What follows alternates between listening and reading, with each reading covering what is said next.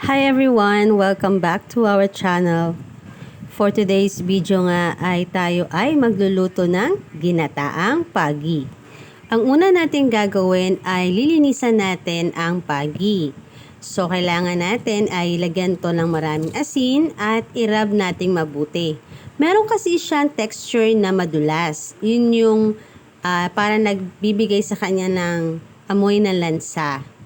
Yun ang kailangan natin tanggalin. So, irarab lang natin siya ng salt para matanggal ito. After ito ay hahayaan lang muna natin na nakababad sa asin ang laman ng pagi. At tayo naman ay maghahanda ng ating mga sangkap. Nag-ready nga lang tayo ng bawang, sibuyas, luya, at siling green na ginagamit natin sa pansigang at ang dahon ng malunggay. Konti lang nakuha natin ngayon dahil sobrang taas ng mga malunggay ngayon dahil nga madalas ang pag-ulan. Simulan na natin ang pagpapainit ng kawali. Maglagay lamang tayo ng sapat na mantika para maipanggisa natin. Ngayon nga ay gagamit tayo ng ready pack na gata ng niyog. Pero kung meron kayong mabibili na natural na gata ng niyog ay mas mainam ito at mas malasa.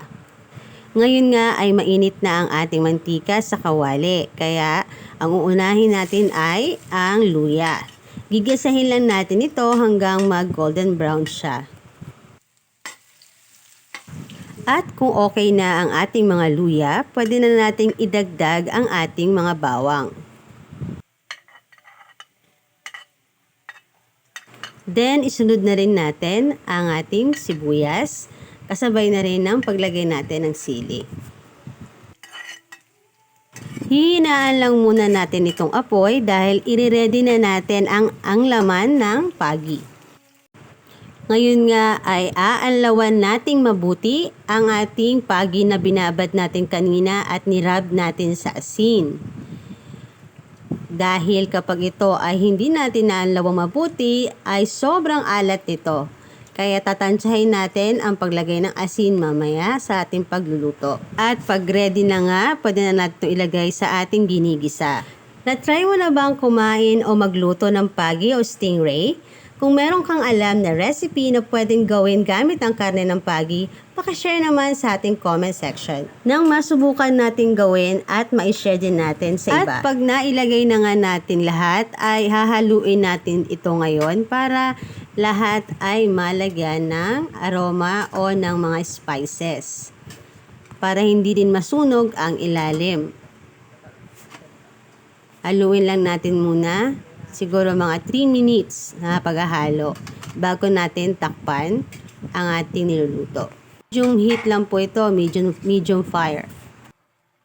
At kung kontento na po tayo sa ating paghahalo, pwede na po natin itong takpan na muna.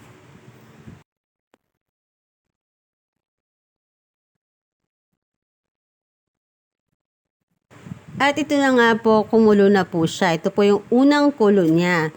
Ang gagawin po natin ay tatanggalin po natin ang takip at hahaluin po ulit natin siya.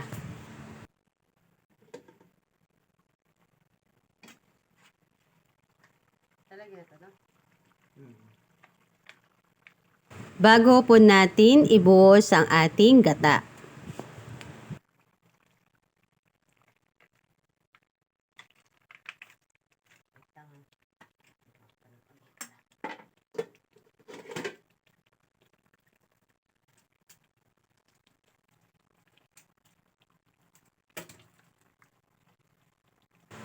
At pag nailagay na po natin ang ating gata, ay maaari na natin isunod ang dahon ng malunggay.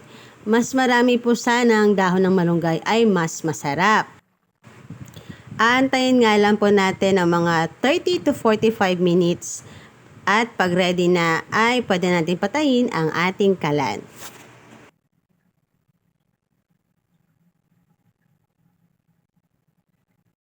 Ito na nga po ang ating ginataang pagi o stingray.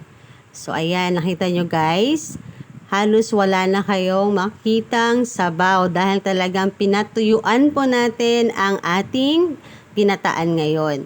So, yan, mas masarap po kasi kapag, para sa akin, mas masarap kapag ganito na natuyo talaga siya.